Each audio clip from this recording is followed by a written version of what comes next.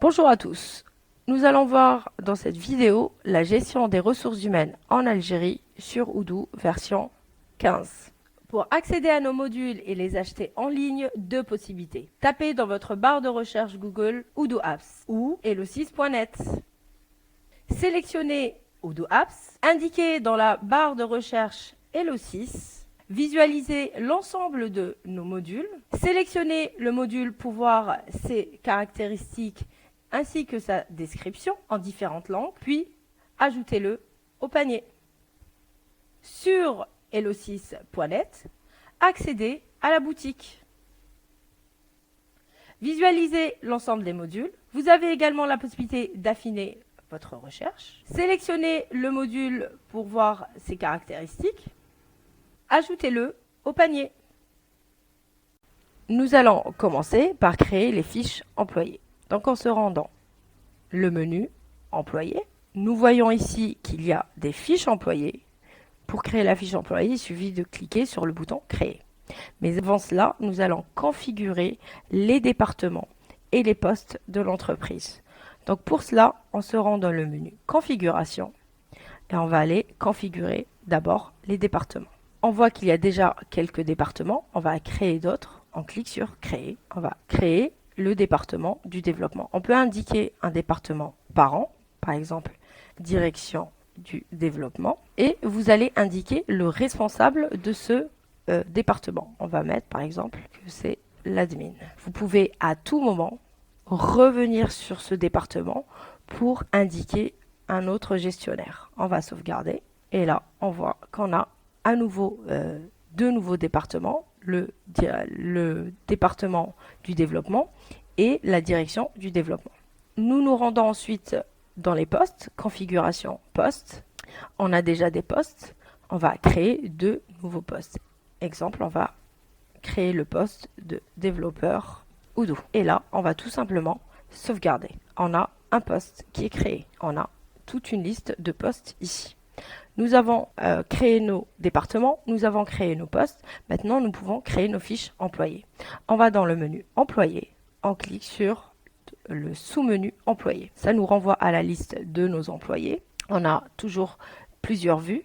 Une vue Kanban, c'est-à-dire une vue formulaire, une vue liste. On va retourner sur notre vue Kanban. Donc là, on va cliquer sur créer. On va indiquer le nom de la personne. Il est recommandé de mettre le nom de famille tout en majuscule. Vous avez ensuite le poste occupé. Il n'y a rien à mettre. On verra ça plus tard. Ça se mettra automatiquement. Vous allez indiquer la photo à droite, la photo de l'employé. On clique sur le petit stylet et on va choisir la photo de l'employé. Elle viendra se placer. Vous avez le téléphone portable professionnel de la personne, le téléphone fixe professionnel. Vous avez également l'adresse électronique de la personne. Ensuite, on a les départements. On va indiquer, par exemple, ici, le département des ressources humaines. Le département des ressources humaines a un gestionnaire, un mentor. Ça a été indiqué dans la configuration des départements. Du coup, les informations viennent se placer automatiquement. On passe maintenant aux onglets du bas. On a l'onglet Information professionnelle, le deuxième onglet Information privée et un troisième onglet Paramètres RH. Premièrement, nous avons l'adresse professionnelle de l'entreprise. Cette information est à configurer dans les informations de l'entreprise. Elle vient de se placer ici. Ensuite, vous avez une deuxième ligne, lieu de travail. Si, par exemple, le lieu de travail est différent de l'adresse professionnelle de l'entreprise. Vous avez ensuite le validateur de congé. Vous allez indiquer qui est validateur de congé. C'est le responsable des ressources humaines, généralement. Et on en a besoin de ces informations lorsqu'on applique la double validation des congés aux employés. Dans ce cas-là, il y aura son gestionnaire, c'est-à-dire son responsable qui va valider le congé, et il y aura aussi le responsable des ressources humaines, dont le nom apparaît ici, qui devra lui aussi valider le congé. Donc nous allons ensuite indiquer les heures de travail. Est-ce que c'est 5 jours semaine, 6 jours semaine ou 7 jours semaine? Nous allons sélectionner 5 jours semaine. Ensuite, on va sélectionner le fuseau horaire. Donc on va chercher Algérie, Algis. Pour voir les heures de travail, il suffit de cliquer sur le lien externe. Et là, on voit par exemple que c'est du lundi au dimanche.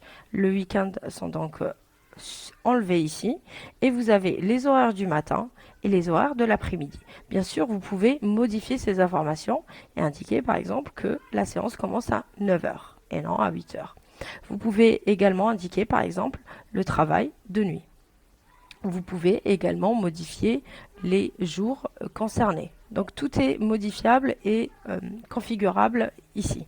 On va sauvegarder et vous pouvez également créer d'autres heures de travail. On va pouvoir sauvegarder ce modèle. On va recliquer sur Standard Algérie. On voit la fenêtre s'afficher avec le contenu. On va tout simplement ici dupliquer ce standard. Et au lieu que ce soit Standard Algérie 5 jours, on va l'appeler Standard Algérie nuit pour indiquer justement les personnes qui travaillent de nuit. Dans ce cas-là, on va configurer notre tableau sur le travail de nuit uniquement et on va indiquer les horaires de travail. On sauvegarde et là, on revient ici sur notre fiche employé, on reclique sur modifier et on va avoir ce nouveau standard nuit qui apparaît ici, on peut le sélectionner. Donc nous, on va garder un standard 5 jours normal. Ensuite, vous devez indiquer si la personne est un salarié ou si la personne est un représentant légal comme le directeur de l'entreprise. Nous, on va garder salarié. On a fini avec le premier onglet, on passe aux informations privées. Dans les informations privées, on va indiquer toutes les informations qui concernent le salarié. Vous avez la possibilité d'indiquer la fiche contact de la personne. Pour créer la fiche contact, vous allez tout simplement reprendre son nom et son prénom tel qu'il apparaît sur la fiche employée. Vous venez ici et vous allez copier-coller et cliquer sur créer et modifier. Là, on a son nom et son prénom qui s'affichent. On va mettre son adresse personnelle. On va indiquer le pays, Algérie, la ville, toutes les informations. On va indiquer son numéro de téléphone personnel, fixe, mobile, son adresse mail, la langue et vous avez aussi la possibilité d'ajouter un compte bancaire personnel à cette personne. Donc on va cliquer sur ajouter une ligne, on va sélectionner la banque et on va indiquer le numéro du compte bancaire. Une fois les informations enregistrées, on va cliquer sur sauvegarder. Et on va voir que toutes ces nouvelles informations sont venues s'ajouter dans la fiche contact ici de la personne. Vous avez une ligne supplémentaire qui est apparue, c'est numéro de compte bancaire. Donc là, on va tout simplement sélectionner le numéro de compte bancaire associé à cette personne. Vous avez aussi la possibilité d'indiquer la distance du domicile. Dans la partie droite, vous avez la nationalité que vous pouvez indiquer, le numéro de la CNI, le numéro du passeport. Vous pouvez aussi indiquer le genre de la personne, son groupe sanguin, sa date de naissance. Donc on va indiquer une date de naissance pour cette personne. On va mettre que la personne est née dans les années 80, en février et le 14 février. Voilà. Le lieu de naissance et le pays de naissance. Donc là, on a toutes les informations personnelles concernant cette personne. Les informations que vous remplissez ici seront reprises plus tard dans des formulaires de la CNAS, par exemple. Donc, il y a lieu de les remplir.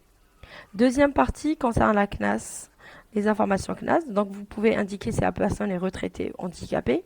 Là, ça entrera en compte aussi dans le calcul de la paye. Donc, vous cochez s'il y a lieu. Ensuite, on a les avantages sociaux. Est-ce que la personne est soumise au régime général? Est-ce qu'elle a un abattement 40, 50, 80? À vous d'indiquer. Nous, on va garder régime général. Ensuite, vous pouvez indiquer le numéro de décision de l'abattement, le début de l'abattement, la fin de l'abattement. Ensuite, on a la partie état civil. Vous indiquez si la personne est célibataire, mariée, veuve ou divorcée. Si la personne est mariée, on va vous demander de rajouter le nom de son époux ou de son épouse avec le nombre d'enfants. Ensuite, vous avez contact en cas d'urgence. Vous pouvez indiquer numéro de téléphone. Et à droite, vous avez le permis de travail. Là, vous allez indiquer si vous avez un travailleur étranger, son numéro de visa, le numéro de son permis de travail. Et vous pouvez même charger un fichier. Dernière partie, ça concerne l'éducation. Vous allez indiquer si la personne a un diplôme, quel type de diplôme, est-ce que c'est un master, un doctorat, etc. Le champ d'études, l'école. Et enfin, vous avez la mutuelle. Si l'entreprise a une mutuelle, vous pouvez cocher ici mutuelle et indiquer le pourcentage de cette mutuelle. Ce sera pris en compte également dans la fiche de paye. Et vous avez enfin Kakobat.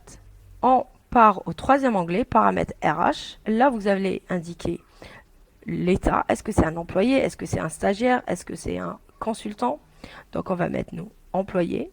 L'utilisateur lié, vous allez demander la création d'un utilisateur pour cette personne. L'utilisateur va permettre à la personne de se connecter à son compte Odoo pour effectuer les différentes manœuvres. Il faut savoir que ce n'est pas tous les employés qui ont besoin d'un utilisateur lié. Seules les personnes qui vont devoir se connecter à Odoo en auront besoin. Ensuite, vous avez la partie paye. Là, on s'affiche les contrats en cours. Et là, on va indiquer maintenant le poste occupé. On va mettre par exemple pour la personne ici, comptable. Et une fois que j'aurai mis ici le poste va venir s'afficher dans la case du haut. Enfin, vous avez la présence et le pointage. Vous avez la possibilité d'utiliser le code PIN ou d'utiliser l'ID du badge. Vous allez générer un badge. On clique sur générer et ensuite on clique sur imprimer le badge. Là, on a un badge qui va être créé avec la photo de la personne, son nom, son prénom et sa photo. On revient à notre fiche employée. On va sauvegarder notre fiche employée. Elle est complète. Nous avons rempli l'ensemble des onglets. Ensuite, on voit ici en haut, vous avez ce qu'on appelle les Smart Buttons. Ce sont des raccourcis là qui vont nous mener vers les contrats. Ici, vers les congés payés de la personne, les congés non consommés et consommés, et là, vers les fiches de paye de la personne. Vous avez ensuite en bas la possibilité d'envoyer un message. Le message sera envoyé à l'ensemble des abonnés à cette fiche employée. Et là, vous avez ici la possibilité d'ajouter les abonnés. Là, nous voyons qu'il y a une personne qui est abonnée à cet employé. Nous pouvons en rajouter en cliquant sur ajouter des abonnés. S'il y a 5 abonnés à cette fiche employée, en envoyant un message, le message sera envoyé aux 5 abonnés. Vous avez également la possibilité d'enregistrer une note interne. Celle-ci ne sera pas envoyée aux abonnés, elle sera simplement enregistrée et visible uniquement pour la personne qui a rédigé cette note interne. Vous avez également la possibilité de planifier une activité. Là, vous allez sélectionner quel type d'activité, courriel, appel, réunion, etc. on va faire, la date d'échéance et à qui est assignée cette activité. Vous pouvez la planifier comme vous pouvez l'annuler. Ensuite, vous voyez ici, nous avons l'historique de toutes les manipulations qui ont été réalisées, toutes les modifications qui ont été réalisées et qui les a réalisées. Une fois la fiche employé créée, vous avez à tout moment la possibilité de l'archiver. Par exemple, un employé qui n'est plus en activité va tout simplement archiver la fiche employée plutôt que de le supprimer. Vous pouvez évidemment supprimer une fiche employée, mais si la personne a un historique, a des fiches de paye et tout ça, on va tout simplement se contenter d'archiver sa fiche employée. Vous pouvez également dupliquer une fiche employée pour ensuite la récupérer, modifier quelques informations pour un autre employé. Nous pouvons ensuite retourner sur la vue de l'ensemble des employés en cliquant tout simplement ici sur le bouton en haut à gauche, employés, ce qui nous ramène sur une vue globale de l'ensemble des employés. Donc nous avons vu dans cette vidéo comment configurer les postes, configurer les départements pour nous permettre de créer les fiches employés dans notre entreprise. Merci et à bientôt.